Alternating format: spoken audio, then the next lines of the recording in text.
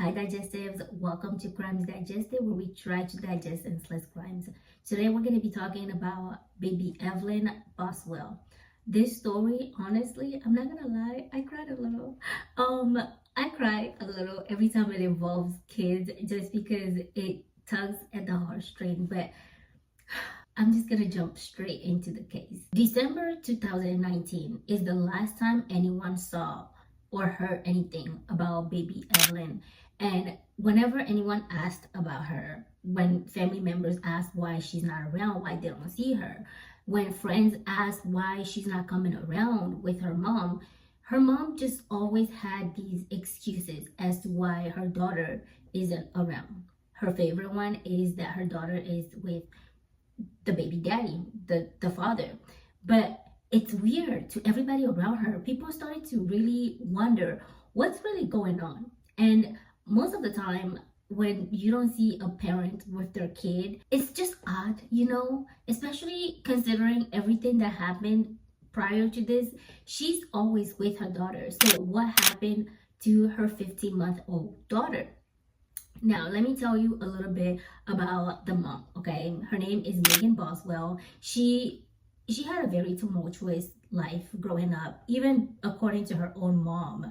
Her mom said that they didn't have the most stable household. She grew up seeing her and her dad, Tommy Boswell, using substances that they shouldn't be using around their kid, mostly opioids. And there was always fighting in the house. There was always yelling and screaming. Just a very tumultuous household. Everything was very volatile. So even the mom says it wasn't an easy childhood for her. She was a child of abuse, and in many ways she was not the most stable person to have a child herself. But at 17, she got pregnant, and she was allegedly assaulted most of her adult life.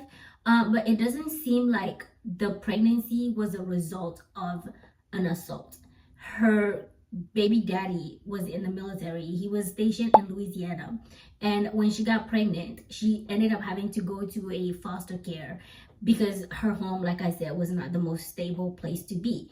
And the foster parent said that she met Meghan when she was 17, fully pregnant, like very obviously pregnant. And Meghan seemed to have been through a lot. Just looking at her, you can tell that she came from a lot of trauma.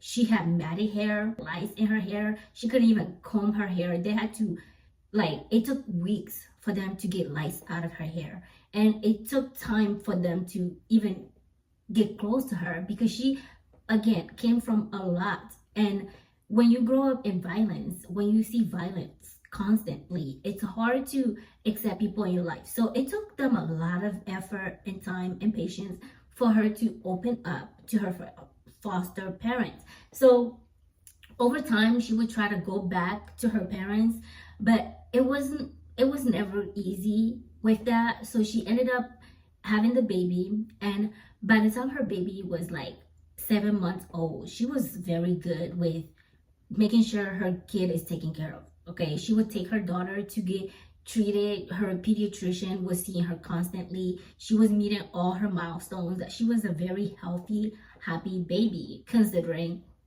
what all is going on around her. And the mom seems to be a pretty good mother considering everything that happened in her life.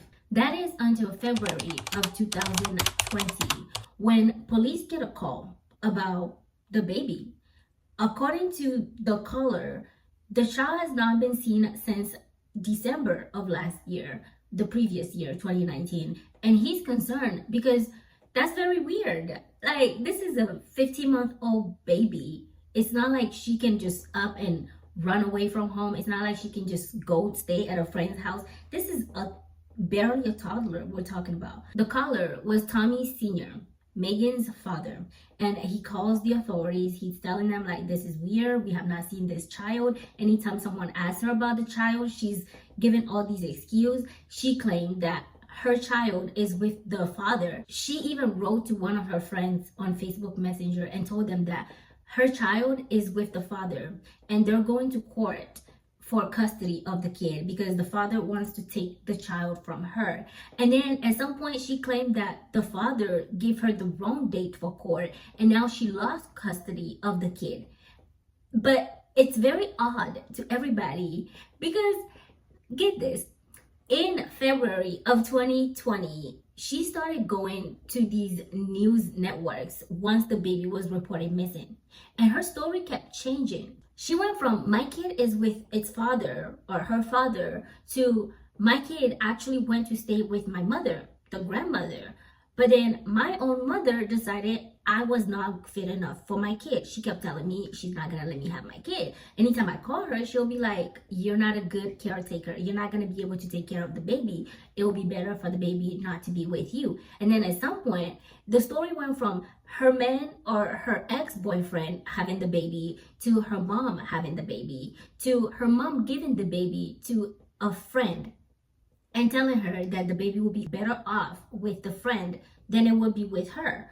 So all these news networks are trying to be helpful, I guess, at this point because it's a missing child. An Amber Alert was issued for her. So everybody's doing all they can to help find this child. Kids need protection. When a child is missing, everybody is going to do everything they can to help locate that baby. So everyone is doing all they can to help. Every news network, pretty much, I feel like in Tennessee at that point in time was looking for this child. Okay, people were searching everywhere. Everyone was doing all they can, and the police had to look close to home because they're looking everywhere. A baby's not gonna just vanish into thin air. So they go to her father's property and they start looking around, and they saw this trash can in the back of the property.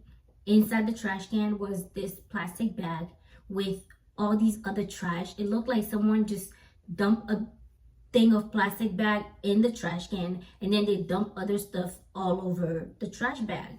So police looked through the trash bag and in there they found the baby wrapped in cloth, and then the baby's head was wrapped in tin foil, like aluminum foil. Once they found this baby, it was a matter of what the heck happened here? Who is responsible for this? She's still going around giving all these news or like doing these interviews about her daughter, and the family is grieving. Everybody's grieving. The police are investigating. A few months later, she gets taken into police custody and they're questioning her. The family's getting questioned. She's getting questioned. Everyone around her is getting questioned. Once they looked through her messages, they found out that she recently got into a new relationship with a young guy named Hunter. And she has been going around looking for a new place with this new beau that's in her life. And they're furniture shopping, they're taking pictures, they're posting it on Facebook. They're just excited to start a new life. And in one of those messages, oddly enough, she told somebody that her new boyfriend didn't want her daughter around. That's why she couldn't have her daughter around. And so the police are like, oh my God, this is motive. This is enough motive to figure out what exactly happened, because it happened more often than you would imagine. Okay, I don't know too many people in my life that will willingly give up their children for their new relationship. But the more you read stories like this, the scarier it seems that so many women and men are willing to destroy what they have currently for what they assume they will have in the future. This girl made it seem as though her new relationship was going to be in the gutters if she was still with this child that she had. So she went from taking care of this baby, going to all the follow-up cares that needs to be done for a child to grow up healthy. She went from doing all of that to now cold turkey, not even seeing any caretaker, any care provider. And then a couple months later, her baby disappears. Because her stories kept changing so many times, even during the police interviews, she would tell them one story. And then when someone else asked her questions about the same exact scenario, she'll give a whole different story. detectives are like, this girl needs to be investigated. So investigators started questioning everybody around her in her life, and her friends say that she was not bringing her kid around like she used to, and when they question her, she would tell them a story. She even sends them pictures from God knows when, and claims that this picture was very recently taken and that her kid is fine. But they can sense that this is not true. And even her babysitter said that she was neglecting that child so badly that she's never seen a rash on a child as bad as she saw on baby Evelyn. Like, that kid was neglected. There was no question about it. That kid was extremely neglected. And when the MEs did their examination, they found a fingerprint and a palm print on the trash can that matched Meghan's. And then they found a piece of gum in the trash can that matched her DNA. So it was very obvious that she at least had access to that trash can around the same time that the baby was put in that trash can. And the tinfoil that was wrapped around baby Evelyn had her fingerprint on it.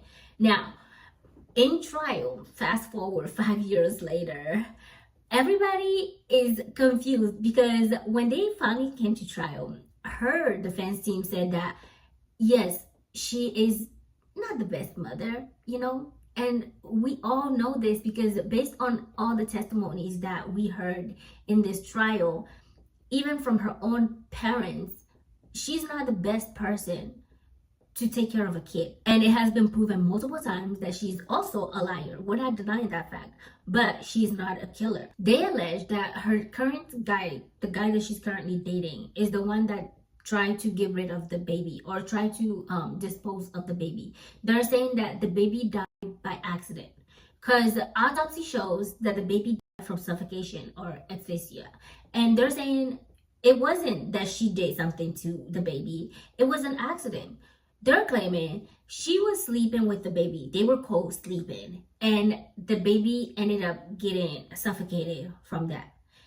But the medical examiner that was put on the stand for expert advice said that's not it. The expert was asked if she could tell for sure, for certainty, that the baby did not die from SID, and she says SID is not like the syndrome part is showing that this is something that's normal, something that happens, right? But this expert is basically saying yes, most of the time kids do die suddenly, right? But it's a matter of experts not really knowing what caused the death.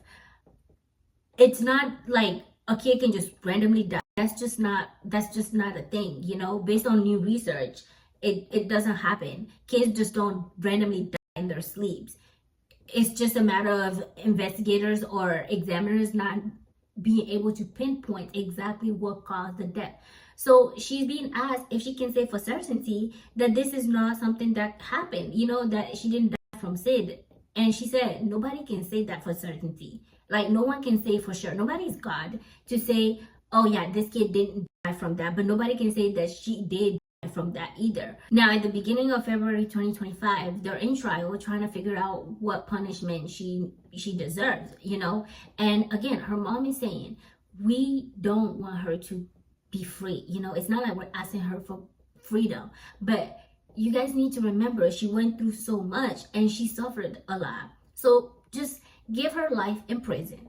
Even her foster mom, her foster care or social worker said life in prison. Surprisingly enough, the prosecution side also did not ask for the death penalty. And I'm not saying that it's a bad thing. I'm just saying usually when there's a case that is really high profile like this one, this case involves a child that was killed and then disposed of in such a brutal way. It became very high profile, very mainstream, right? So the fact that they didn't ask for the death penalty says a lot. That's all I'm saying, okay? But they said that to give her life imprisonment will give her the chance to redeem herself. She's not completely irredeemable, okay? She did commit a crime and she deserves to be punished for her crime. But she is a person who has been made by her circumstances. She's not this bad person. when you talk to her, she's not a horrible person. She's a good person and she could change. But she can't change if she's dead. She has to be alive to be able to make those life-changing decisions. So the mom begged for her life to be, saved. The father, I don't know how I feel about the dad. Because the dad was like, the dad was a little extra to me. That's all I'm gonna say, right? But everybody was just like, she deserves a second chance. Just to name a few of her charges, she was facing aggravated child neglect, aggravated child abuse. She was facing first-degree murder, 11 charges of false reporting, just a laundry list of things, like 19 charges. Those are just a few that I named. The jury, over 1 week time period, had to be sequestered. No phones, no TV. They were sequestered in a hotel and they're not allowed to talk to anybody. The judge said that they didn't want the fact that the case is so high profile, they didn't want them to be influenced. They didn't want them to see or hear anything that was gonna affect a fair trial, pretty much. On February 12, 2025, after just a few hours of deliberation, the jury came out with a verdict and they gave her a lifetime imprisonment. They wanted her to serve at least 51 years before she's eligible for parole. And with that, the judge has set a new date for court, and they're supposed to go back on the 22nd of May of this year so that they can give her a formal reading of her sentencing. But that's pretty much it. Apparently, she had 16 other charges that they're gonna give her a sentencing on as well. But that's pretty much it. That's the story of baby Boswell. Poor girl, she didn't even start her life. During the closing argument, the prosecution said that she didn't look like she cared. She moved on with her life. She was living life. She was living large. She was out doing furniture shopping, posting online while her child was upside down in a trash can. She didn't care. She just moved on like this girl didn't exist. But this child existed and she has to be punished for that. And the defense team said, yes, yes, what she did was wrong, but she should not be punished for not grieving properly. Everybody grieves differently, which I agree. Everyone has a different style of grieving. But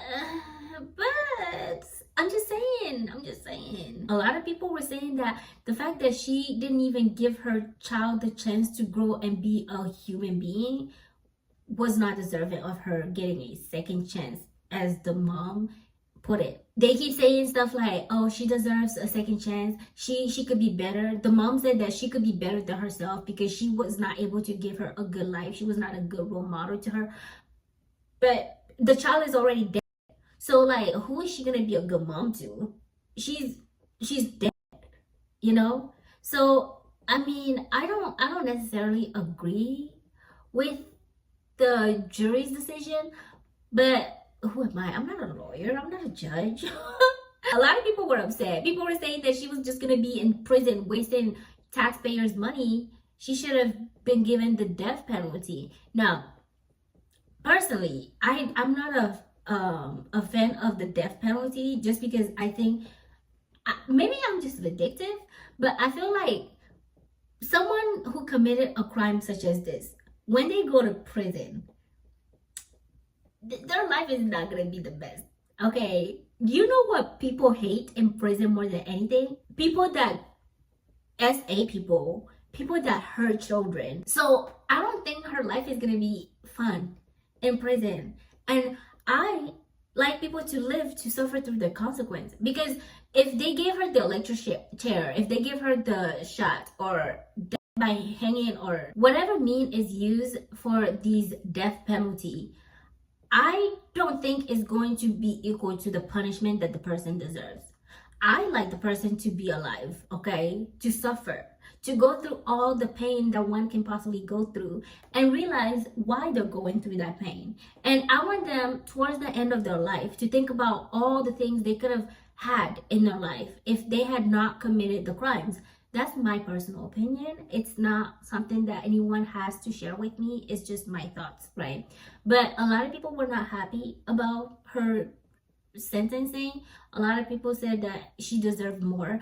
But then again, she's coming back in March for sentencing on 16 other charges. So who knows? She might not be able to get out scot-free, you know? But if she does get a parole hearing in 51 years and she gets set free, she'll be 69 by the time she's released, which is old. According to today's standards, anyways, that's old. You won't have the health that you would have had. You won't have the time or energy to do the things you would have done otherwise. But that's it. I want to know in the comments what your thoughts were on this case. Did you guys hear about it? Did you read anything about this? I didn't know about it, but apparently it was very mainstream media.